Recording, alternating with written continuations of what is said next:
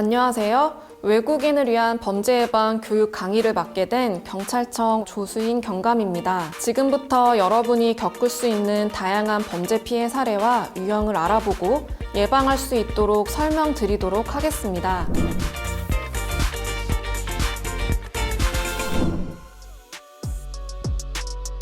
여기 한 베트남 이주 여성이 있습니다. 그녀는 한국말을 못한다는 이유로 남편에게 무차별 폭행을 당했고 전치 5주 이상의 진단을 받았습니다. 이 여성은 심한 언어적 폭력에도 시달려 왔는데요. 위 폭행 사건으로 가해자인 남편은 긴급 체포되었습니다. 위와 같은 것을 우리는 가정폭력이라고 하죠. 가정폭력은 남편과 아내, 부모와 자녀, 형제, 자매 및 기타 동거 가족을 포함한 가족 구성원 중에 한 사람이 다른 구성원에게 의도적으로 물리적인 힘을 사용하거나 정신적인 학대를 통하여 고통을 주는 행위를 말합니다. 가정폭력의 유형은 어떤 것들이 있을까요? 흔히 가정폭력하면 신체적인 폭력만 생각하기 쉬운데요. 가정폭력의 유형은 더 넓습니다. 경제활동의 통제, 방임 등의 경제적 폭력, 성학대와 언어적 학대 등 정서적 폭력도 가정폭력에 해당합니다. 비난, 피해자를 학대하는 모습을 자녀에게 보여주거나 협박도 가정폭력에 해당합니다. 가정폭력은 이 유형들이 한 가지 이상 복합적으로 발생하는 경우도 상당히 많습니다. 가정폭력에 대한 잘못된 통념들이 참 많습니다. 첫 번째, 맞을 짓을 했으니까 맞는다? 아닙니다. 어떠한 경우에도 폭력은 정당화될 수 없습니다. 두 번째, 내 가정을 내 마음대로 하는데 무슨 상관이냐? 아내, 자녀는 소유물이 아닙니다. 잘못하면 때려서라도 고쳐야 한다는 잘못된 통념 때문에 가정폭력이 정당화되고 만연되고 있습니다. 세 번째, 가정폭력은 가정 내의 문제로 이웃, 사회에서 개입해서는 안 된다? 아닙니다. 가정폭력은 사회를 무너뜨리는 범죄 행위이자 사회 문제이고 법적인 문제입니다. 이웃과 사회, 정부가 개입하여 피해자를 보호하고 폭력을 제지해 행위자의 폭력성을 교정하고 치료해야 합니다. 그렇다면 가정폭력이 일어났을 때 어떻게 해야 할까요? 우선 경찰에 신고해 도움을 요청해야 하며 현장에서 바로 벗어나야 합니다. 폭행을 당했을 때는 폭행 부위를 촬영하거나 병원에서 진단서를 받는 등 증거를 확보하시기 바랍니다. 가정폭력 신고를 하면 경찰은 즉시 현장에 출동하여 응급조치를 실행할 수 있습니다. 심할 경우 피해자는 경찰관에게 긴급 임시조치를 요청할 수 있습니다. 긴급 임시조치는 가해자로부터 오는 전화, 문자를 막고 가해자가 피해자의 집과 직장 근처에 오지 못하게 하는 제도입니다. 만약 상황이 긴급 임시조치보다 더 심각할 때는 접근금지 처분이 가능합니다. 또한 경찰 신고 외에도 여성 긴급 상담 전화 1366과 다누리 콜센터에서도 도움을 받을 수 있습니다. 만약 배우자에게 여권이나 외국인 등록증을 빼앗기거나 반환 요구를 거부당했다면 어떻게 해야 할까요? 타인 소유의 서류를 은닉하고 반환을 거부하는 행위는 형법상 문서 손괴죄에 해당합니다. 이 경우 행위자는 손괴죄로 처벌됩니다. 불응 시에는 입건되어 수사를 받게 됩니다. 가정폭력은 사적인 영역이 아닙니다. 가정폭력의 위험에 노출되고 있다면 두려워 말고 경찰에 꼭 도움을 요청하세요. 이번에는 한 소년의 이야기를 들려드리겠습니다. 소년은 몇 년 전 외국인 근로자 아버지와 함께 한국으로 왔습니다. 적응을 어려워하던 중 아버지에게 체벌을 당하기 시작했습니다. 체벌뿐 아니라 심지어 하루에 한 끼도 먹지 못한 날도 많았습니다. 네, 실제 일어난 아동학대의 사례를 살펴봤습니다. 아동학대란 주민등록상 18세 미만의 아동의 건강, 복지를 해치거나 정상적인 발달을 저해할 수 있는 모든 폭력적인 행위입니다. 아동학대의 유형은 신체학대, 정서학대, 성학대, 방임 및 유기 등으로 구분할 수 있습니다. 여러분, 아이들은 우리의 미래입니다. 내 아이라고 해서 내 마음대로 하는 것은 아동학대가 될 수 있다는 것 꼭 기억하시기 바랍니다. 다음은 성폭력 피해 사례를 함께 보시겠습니다. 회사원이었던 피해자는 상사에게 강제추행과 성적 모욕을 당했고 상사는 강제추행으로 처벌받았습니다. 성폭력이란 상대방의 의사에 반하여 가하는 모든 성적 행위로 신체적, 언어적, 정서적 폭력을 포괄하는 광범위한 개념입니다. 성폭력의 대표적인 유형들로는 원치 않는 성관계를 하게 하는 강간과 피해자가 원치 않는 신체 접촉을 하는 강제추행이 있습니다.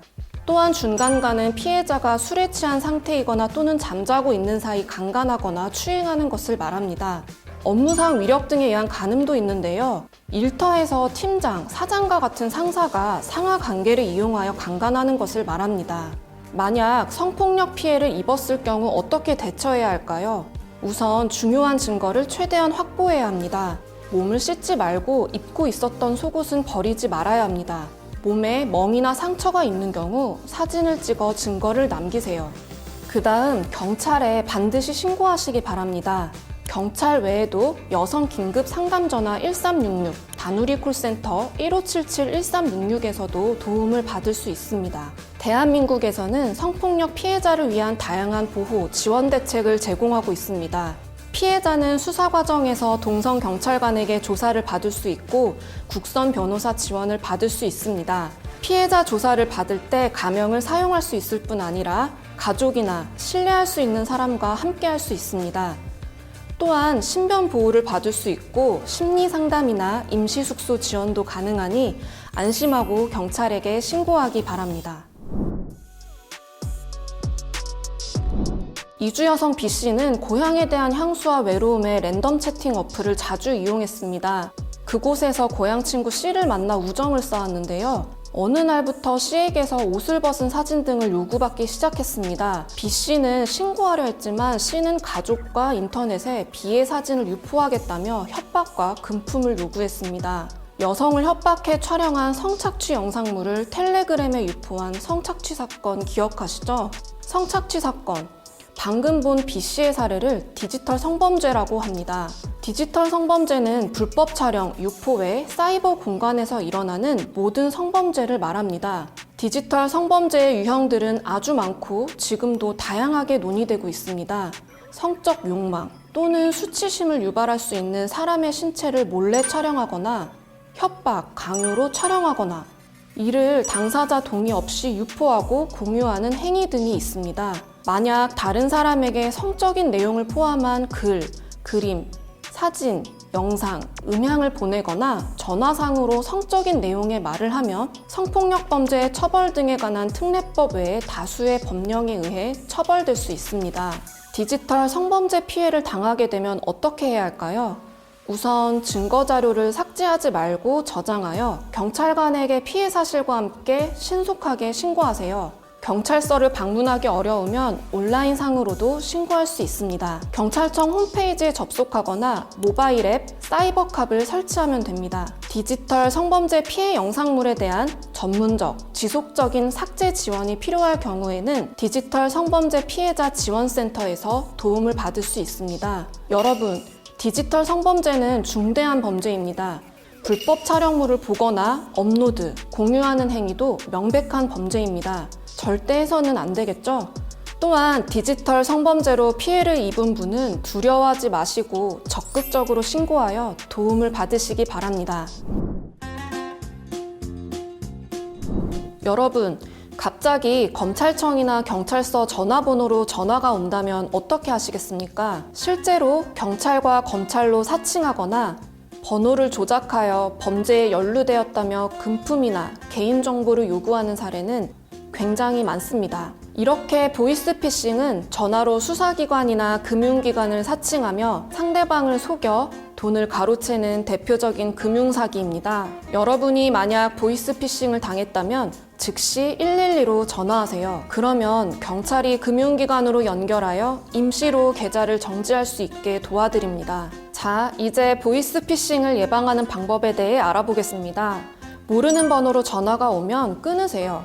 만약 조금이라도 의심된다면 112로 전화해서 상담 받으시기 바랍니다. 대한민국에서는 수사기관이나 금융기관이 절대 전화로 돈이나 개인정보, 통장이나 카드의 비밀번호를 요구하지 않습니다. 이렇게 보이스피싱 피해자가 될 수도 있지만 보이스피싱 공범으로 연루되어 처벌받을 수도 있습니다. 여러분, 혹시 현금 인출책이란 단어를 들어보셨나요? 인출책은 쉽게 말해 심부름꾼을 뜻하는데요. 피해자가 송금한 돈을 인출해서 피의자에게 전달하는 역할을 하는 사람입니다. 인출책은 피의자와 함께 처벌되니 대가를 받고 인출책을 하는 일이 없도록 주의해야 합니다. 다음 사기 수법은 인터넷으로 물건을 사고 팔면서 발생하는 인터넷 거래 사기입니다. 구매자가 먼저 연락, 물건을 받기 전에 돈을 먼저 입금하여 피해를 보는 경우가 대표적인데요. D씨는 인터넷 카페에서 판매글을 보고 판매자에게 연락했습니다.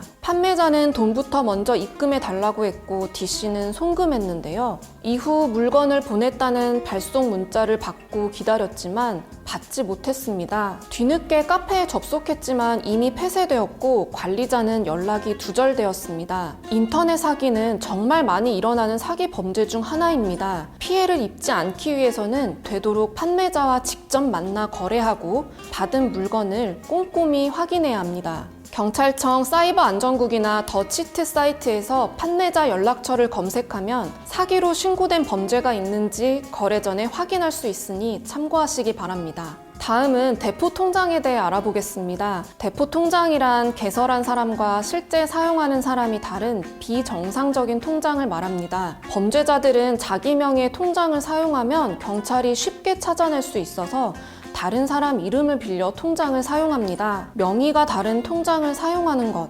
대한민국에서는 불법입니다. 대포통장 피해 예방법은 간단합니다. 누구에게도 통장, 체크카드, 계좌 비밀번호를 알려주지 마세요. 그것만으로도 대포통장 피해를 막을 수 있습니다. 지금까지 다양한 패턴의 사기죄와 예방법에 대해 알아봤습니다. 보이스피싱, 인터넷 거래 사기, 대포통장은 방심하면 누구에게나 일어날 수 있는 생활 속 금융사기입니다. 예방법을 꼭 기억하세요. 여러분, 대한민국에서 운전할 때 유의사항에 대해 알고 계신가요? 첫 번째로 본국에서는 운전할 수 있더라도 대한민국에서 운전면허가 없으면 무면허이며 운전할 수 없습니다. 또한 술을 마시고 자동차, 오토바이를 운전하거나 자전거를 타는 것은 음주운전에 해당하므로 절대 해서는 안 됩니다. 여러분, 혹시 도로에서 이런 행동을 하신 적 있거나 하는 차를 보신 적이 있나요? 이러한 운전 중의 행동들을 난폭운전과 보복운전이라고 하는데요. 난폭운전과 보복운전은 위험한 행동이자 범죄이니 절대 하지 말아야 합니다. 교통법규는 나뿐만 아니라 다른 사람들의 생명과 연결되는 일입니다. 안전운전을 생활화합시다. 다음 살펴볼 범죄는 도박입니다. 도박이란 금품을 걸고 승부를 겨루는 것을 말합니다. 각 나라마다 도박에 포함되는 게임이 다르지만 대한민국에서는 금품을 걸고 하는 게임은 전부 도박에 해당합니다. 도박죄뿐 아니라 대한민국에서는 도박할 장소를 제공하는 도박 개장죄가 있습니다. 도박을 하지 않고 단순히 장소만 제공해도 도박 개장죄로 처벌받을 수 있습니다. 대한민국에서 도박 행위는 불법이며 처벌받을 수 있습니다. 다음 알아볼 범죄는 마약입니다. 마약을 범죄로 처벌하지 않는 나라도 있습니다. 하지만 대한민국에서는 마약, 향정신성 의약품, 대마를 단순히 소지하거나 사용하는 것을 범죄로 처벌하고 있습니다. 가장 대표적인 마약류는 아편, 대마초, 코카인, 엑스터시, LSD가 있습니다. 이들은 투약은 물론 수출입, 판매나 구입, 집에서 재배, 종자 소지하는 건 모두 범죄 행위라는 점 꼭 알아두시기 바랍니다. 내 몸을 망칠 뿐 아니라 사회에 심각한 피해를 줄 수 있는 마약. 마약은 단순히 소지하기만 해도 처벌받을 수 있습니다. 지금부터는 불법 체류자 통보 의무 면제 제도에 대해 알아보겠습니다. 용어가 상당히 어려운데요. 간단히 말씀드리면 불법 체류자가 범죄 피해를 당해 경찰 조사를 받게 될 경우에는 불법 체류자라는 이유로 출입국 관리사무소에 보내지 않는 제도입니다. 이 제도는 모든 범죄에 해당하는 것은 아니지만 대부분의 범죄 피해가 해당되니 알아두면 좋습니다. 만약 불법 체류자가 교통사고 피해자라면 무면허 운전을 했더라도 통보 의무 면제 대상으로 출입국 관리사무소에 통보되지 않습니다. 다음으로 성매매 피해 불법 체류 여성의 경우를 알아볼까요? 단순 성매매 불법 체류 여성은 출입국 관리법 위반으로 범죄 피해자이므로 원칙적 통보 대상입니다. 그러나 만약 불법 체류 여성이 폭행, 감금, 협박 등에 의한 성매매 피해자임이 명백하다면 통보 의무 면제 대상이 됩니다. 마지막으로 불법 체류자가 근로를 강요당하는 경우가 있습니다.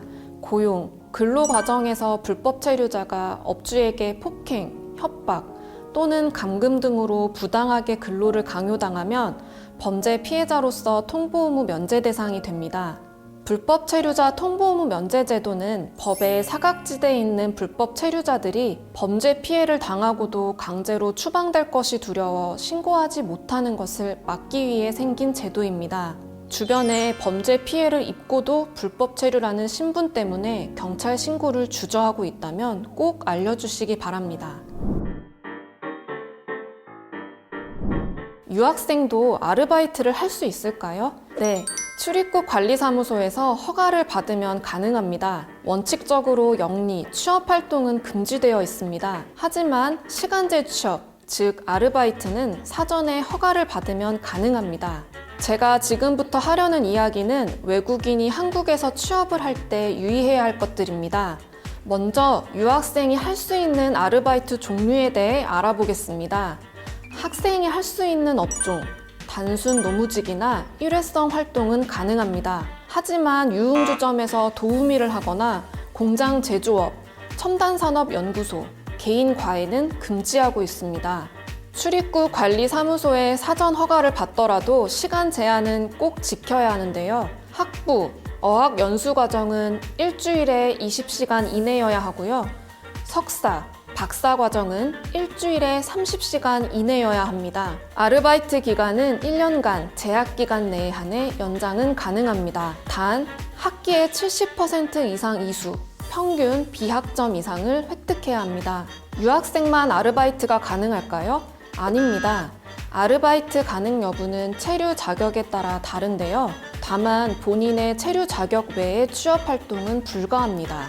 다음은 결혼 이주 여성분들이 취업 활동 시 주의할 부분입니다. 그 예로 한국인과 결혼한 딸의 출산을 돕기 위해 가족 초청 비자로 온 가족들이 있었습니다. 그런데 이들이 취업 활동을 하여 출입국 관리사무소에서 단속하였고 결국 강제 퇴거된 일이 있었습니다. 이처럼 가족 초청 시 방문 동거 비자로 체류를 연장하는 경우에도 원칙적으로는 취업이 불가합니다. 대한민국에서 외국인이 살아가는 데 가장 중요한 부분인 취업과 관련된 주의사항을 알아봤습니다. 구체적인 내용은 출입국 사무소에서도 확인이 가능합니다. 지금까지 다양한 범죄 사례와 대처, 예방법에 대해 알아봤습니다. 어떠셨나요? 이 내용들은 대한민국에서 정말 쉽게 만날 수 있는 것들이기 때문에 잘 기억해 두시기 바랍니다. 한국에서 안전하고 건강하게 생활하셨으면 좋겠습니다. 감사합니다.